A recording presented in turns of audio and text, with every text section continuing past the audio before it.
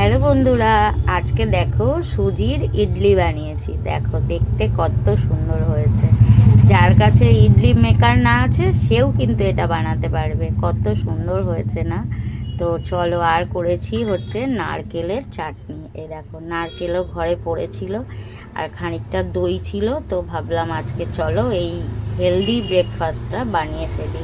কত সুন্দর হয়েছে দেখো। লাগবে হচ্ছে একটু টক দই, সুজি, ইনো আর একটু নারকেল আর একটু কাঁচা লঙ্কা আর আদা। সুজি আর দইটা নুন দিয়ে ভালো করে মিশিয়ে নেবে একটু জল দিয়ে। 10 মিনিট ঢাকা দিয়ে রেখে দেবো মিশিয়ে। তারপরে আমি এদিকে তৈরি করব চাটনিটা। নারকেল আর কাঁচা লঙ্কা আদা মিক্সির বোলে দিয়ে বেটে নেব।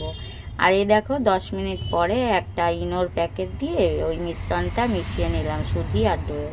একটা বাটিতে তেল ব্রাশ করে বাটির মধ্যে দিয়ে দিয়েছি। কড়ার মধ্যে জল নিয়ে স্ট্যান্ড নিয়ে ওর ওপরে বসিয়ে দিলাম ওই বাটিটা।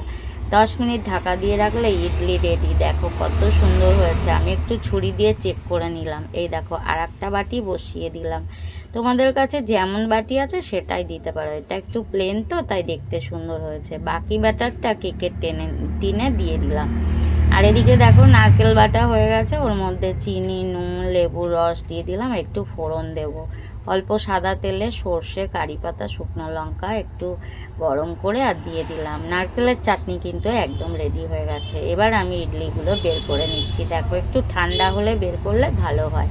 কত সুন্দর হয়েছে দেখো সুজির ইডলি। আর এই বাটিতেও হয়ে যায়, তোমাদেরকে ওই জন্য এই বাটিটাতেও একটা করে দেখালাম।